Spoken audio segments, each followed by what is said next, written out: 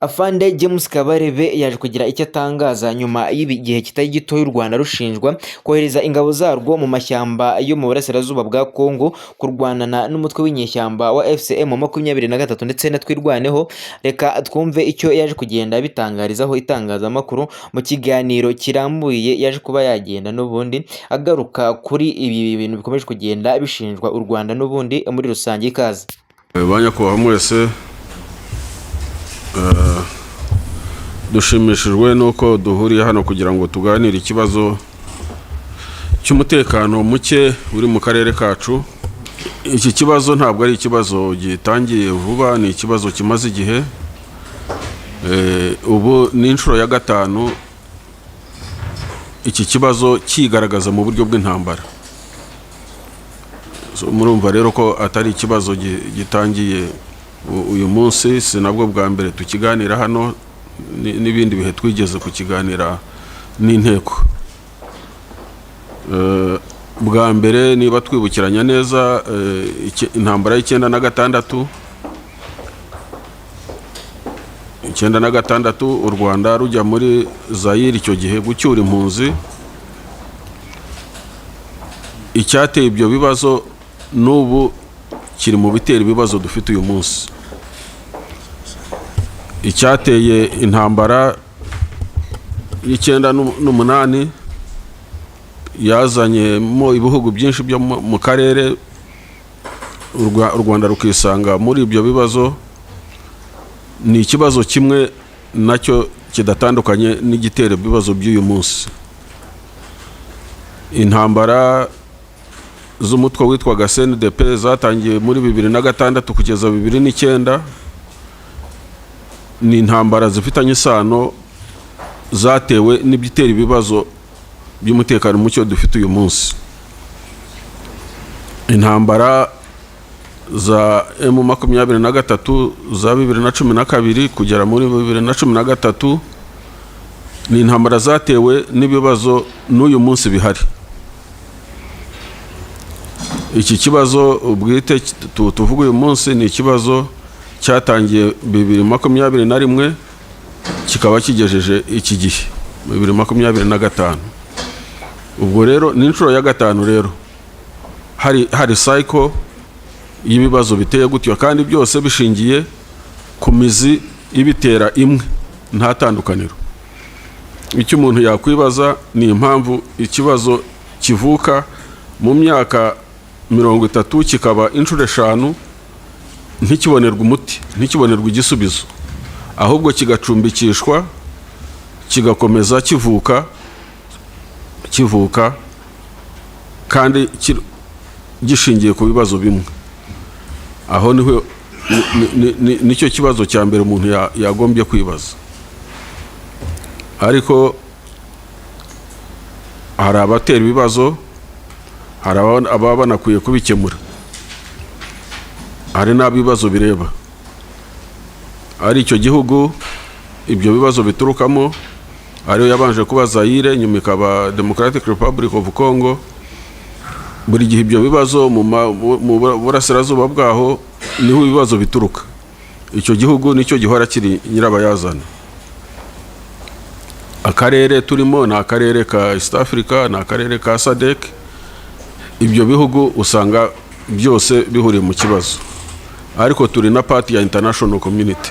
International community nayo, imiryango mpuzamahanga nayo ibifite uruhare rwo gukemura ibyo bibazo, kandi ibijyamo ikagerageza no kubikemura nubwo itabikemura neza. Akaba ari niyo mpamvu kudakemuka neza kw'ibibazo ari nayo mpamvu bikomeza bikurikirana bigaruka. Ugasanga buri gihe turi muri cycle y'ibibazo bimwe by'ikibazo kitarangira.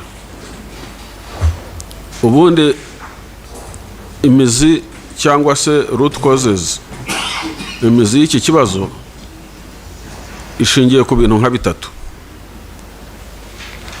Icya mbere,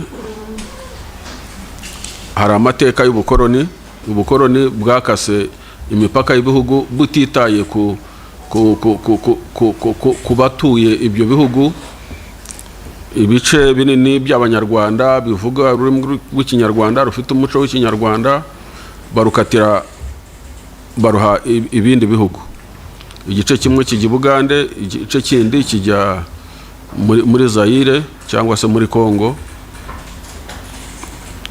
Ibyo ntibyakabaye ikibazo ubwabyo, ubu ngubu biteye ikibazo, ariko ntibyakabaye bitera ikibazo. Impamvu bitakabaye bitera ikibazo nuko n'ibice byakase bikajya mu Bugande ariyo Gisoro, nta kibazo irigira itera.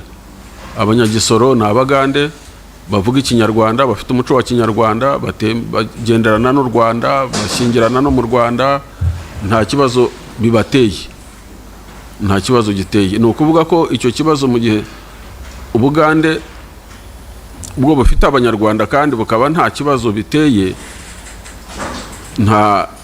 ntabwo byakagiteye no muri Congo. Ariko bikaba ariho bishingiye ku buryo muri Congo kuva muri za 60 kujya muri za 80 90 nta munsi n'umwe hatigeze habaho deba no gutera ibibazo abo banyarwanda bavuga ko atari abene gihugu. Buri gihe ikibazo cy'ubwene gihugu kigakomera, ndetse n'abazungu barabyanditse, hari inyandiko nyinshi cyane zibivuga.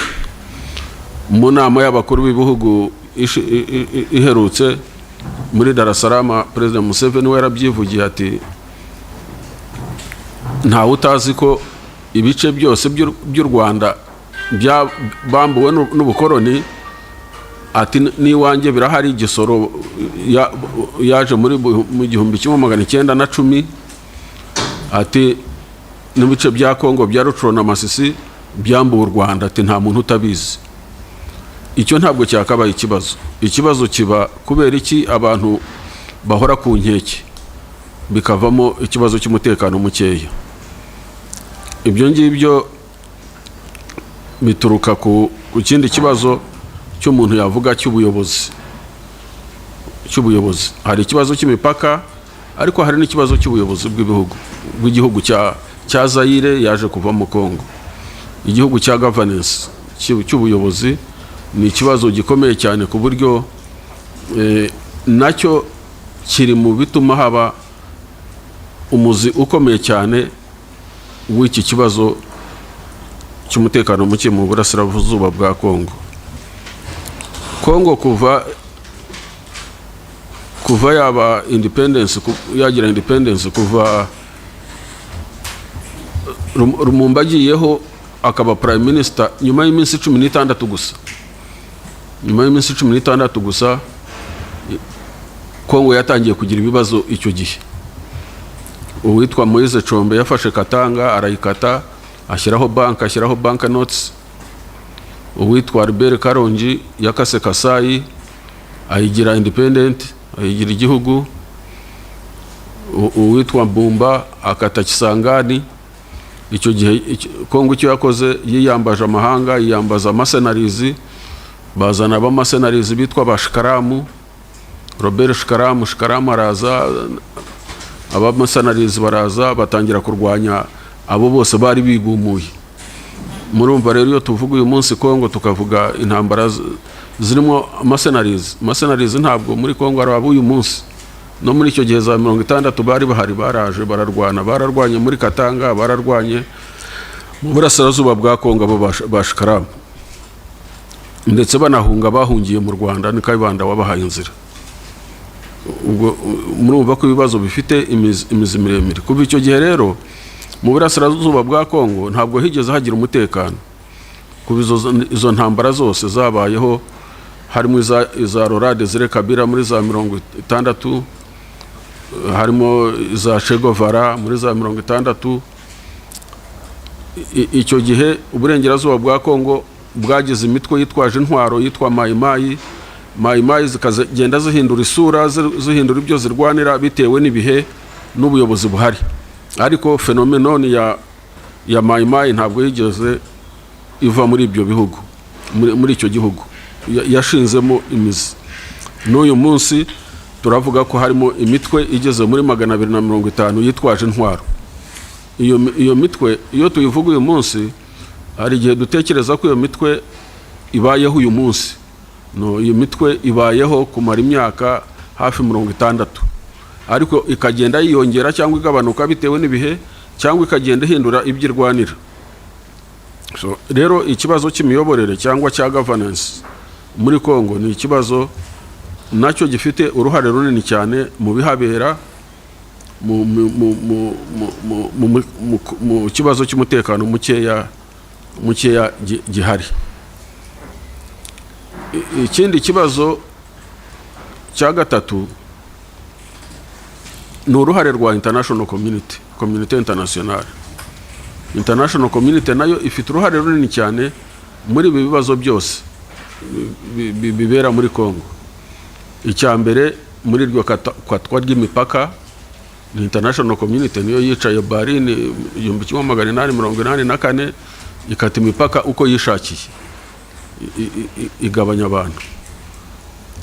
Icya kabiri, international community niyo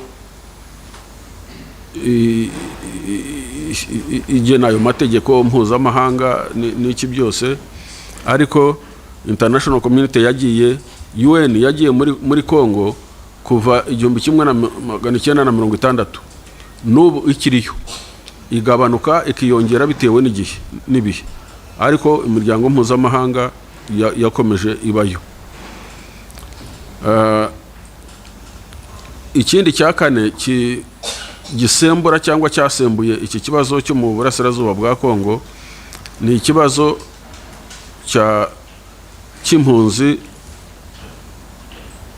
zari ziganjemo abasirikare n'interahamwe 1994. 1994 abakoze ubwicanyi hano mu Rwanda, abakoze jenoside yakorewe abatutsi mu Rwanda bahungiye ahantu hatandukanye. Hari abahungiye muri Tanzania, hari abahungiye Burundi, hari n'abahungiye benshi muri Zaire. Abahungiye muri Zaire icyo gihe bahunganye ibikoresho byose by'intambara, logistics zose, ibikoresho by'intambara byose barabihunganye. Bageze muri Zaire, imiryango mpuzamahanga, mwibuke ko icyo gihe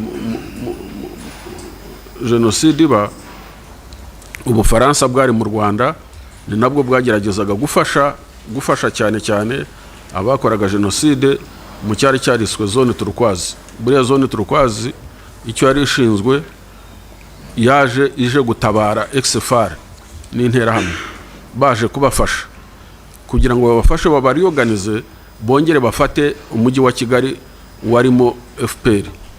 Ariko bahageze bagira ibyago, basanga hari mu kwa 6/94 basanga XFR iriho irahunga, irabanyuraho yikoreye imizigo ivangitiranye n'abaturage, babura uko bayifasha. Babuze uko bayifasha, bahitamo kujya kuyakirira muri Kongo. Baravuga bati reka tuyituze hafi y'umupaka, bizatworohere kongera kubafasha neza, kubaorganiza neza. Uko rero icyo cyemezo cya international community cy'Abafaransa, of course yuvuze international community haba harimo za NGOs zitagira ingano zishamikiye kuri ibyo bihugu, zose ziragenda zituza impunzi ku mupaka w'u Rwanda na Zaire, guhera Kabuhanga ukamanuka ukarinda ugera Kamanyora, hatari kure cyane, ikilometero kimwe, ibirometero 2, 3 se. Kibumba ho ntabwo ikilometero cyari kigeze. Impunzi izifite imbunda, izitwaje intwaro, ibibunda binini, za eta majoro, guverinoma yose uko yakabaye. Icyo ngicyo rero cyaje gisembura n'ubundi bya bibazo navuze byari bihari. Impamvu mvuga ko iki kibazo kigaragaza muri Kongo gutyo ntikigaragaza ahandi aho abantu bahungiye Tanzania, ariko Tanzania bahahungiye basanze system ya Tanzania ikora, basanze system ya CCM ikora, basanga guverinoma ikora, ku buryo abantu binjiye Rukurusumo basanga abasirikare n'abapolisi babambura imbunda, batandukanya abasirikare, batandukanya n'abasivili, ku buryo nta kibazo na kimwe cyaturutse Tanzania. Impunzi zajyanywe kure cyane, zijyanwa ahitwa Benako, zambuwe intwaro bazisubiza mu Rwanda, nta kibazo na kimwe cyahabaye. Niko byagombaga kugenda rero ku ruhande rwa Zaire, ariko ntabwo ariko byagenze. Zaire, Abafaransa, international community yafashe impunzi izivangitiranye, abasirikare n'imbunda, etamajoro n'ibibunda binini uko byari bimeze mu Rwanda, uko babihunganye, bagenda babishyira ku mupaka. Ubwo rero uruhare rwa international community narwo ruzamo. Twari tuvuze uruhare rw'ubukoroni, twari tuvuze uruhare rwa governance ya Zaire, imiyoborere, none harimo n'uruhare rwa international community. International community yatuje abo bantu hariya. Ubwo basanze already muri Congo hari societe imeze exactly nk'uko u Rwanda rwari rumeze. Uko barusize mu burasirazuba bwa Congo ni nako basanze urundi Rwanda, urwo rwaturutse ku bukoroni. Basanga representation ari imwe, basanga ethnic dispensation ari imwe. Uko babasanze uko basize mu Rwanda niko babasanze hariya. Ari nayo mpamvu bahageze bagatangira gukora kwica n'ubundi nk'uko bicaga hano mu Rwanda. Abacitse ku icumu, abahunze barahunze 94, 95, 96 barahunze baza mu Rwanda. N'ubu baracyari impunzi mu Rwanda, nyuma y'imyaka 30 baracyari impunzi zigeze hafi 100,000. Abandi bahungira za Uganda, abandi bahungira Burundi, ariko abandi bahungira hano mu Rwanda. Ubwo rero ikibazo cyari gisanzweho muri Zaire cy'Abanyarwanda bavuga Ikinyarwanda b'Abakongomani, cyari muri za deba cyo kubima ubwenegihugu, cyo kubambura ubwenegihugu. Noneho hikubisemo ikibazo cy'amacakubiri, ikibazo cy'ingengabitekerezo ya jenoside. Noneho kiba urusobe, kiba kibi cyane, kandi bigizwemo uruhare na international community ituje abo bantu ku mupaka, ikabarekera n'intwaro. Nibwo hatangiraga intambara z'igicengezi, bifashijwemo n'abo babahaga intwaro, ari mu buto wabahaga intwaro, ari Abafaransa babatrainingaga, abari mu nkambi ku mipaka bari trained. Intambara z'igicengezi ziyogoza akarere, uturere t'u Rwanda twegereye Zaire, cyane cyane za Musanze, Nyabihu, Ngororero, Gisenyi, Rubavu, Rutsiro n'ahandi. Ibyo nibyo byavuyemo intambara ya 1996, 1996.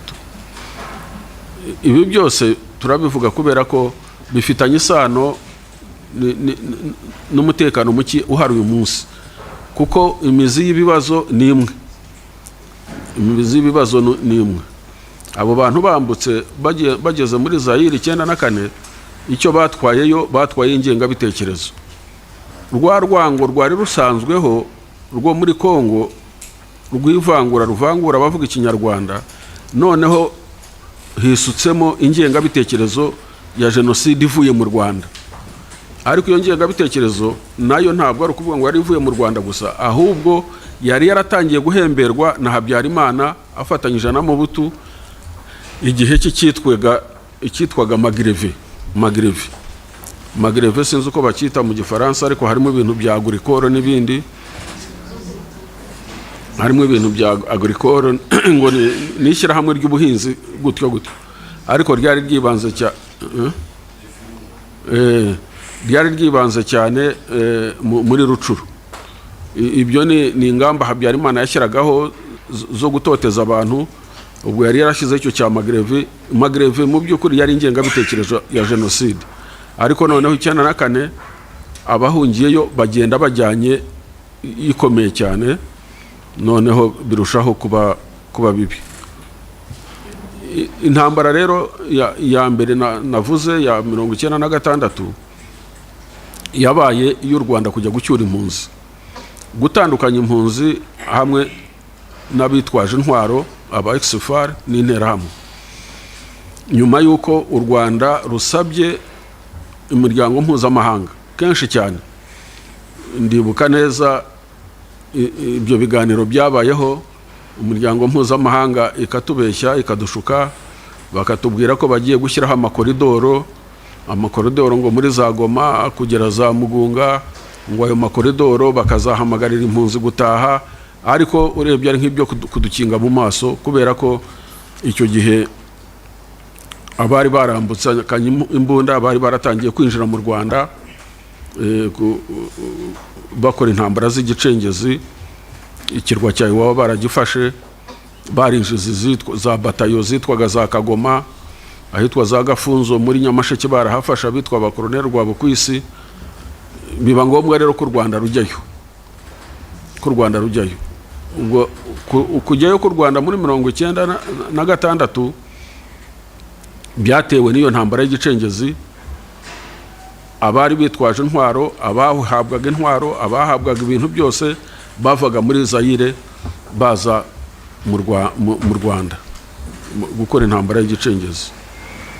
Iyo ntambara rero yarakomeje irinda igera muri 1998, haza iyo ya kabiri nari navuze. Iya kabiri nayo icyayiteye yari continuité y'iya mbere, nta tandukaniro rihari. Itandukaniro ryari rihari gusa nuko umuyobozi witwa Laurent Désiré Kabila, u Rwanda rwarafashije kujya ku butegetsi, yararuhindutse, ahubwo noneho we azana ubukana mu gufasha intambara y'igicengezi. Ajya Congo Brazzaville, ajya Central African Republic, ajya za Zambia na za Angola, n'aba ex-FARC bari barahungiyeyo bose arabazanya, arabakusanya, noneho akora icyitwaga Ariri ya kabiri. Yarwanaga mu burangira, abacengezi bari mu burasirazuba bwa Kongo bitwaga Ariri ya mbere, akora Ariri ya kabiri, Ariri tu iza isanga Ariri ya mbere. Noneho ubukana bw'intambara y'igicengezi buba bwinshi cyane, bubaye bwinshi nibwo u Rwanda narwo rwiyemezaga noneho guhangana n'icyo kibazo. Icyo gihe amahanga yarahagurutse kubera ko intambara yagize ubukana bwinshi cyane. Iyo ntambara yazanyemo ibihugu byinshi byo muri Afurika, muri aka karere dutuyemo, bajya ku ruhande rwa Kabila, rwa Kongo. Haje Zimbabwe, haje Angola, haje Namibia, haje Chad, haje Sudan, bose bajya ku CNDD-FDD, Ariri ya mbere, Ariri ya kabiri, n'izo za Mayimayi, byose bijya ku ruhande rwa Kabila, u Rwanda ruhangana nabo. Mu guhangana nabo, u Rwanda rwihagararaho ku buryo intego yabo ntabwo yari itandukanye n'intego ab'uyu munsi bitwa Sami DRC na Tshisekedi bari bafite. Aba bitwa Sami DRC turaza kubageraho, na Tshisekedi intego bari bafite yari yo kuzana intambara ikarangirira hano i Kigali.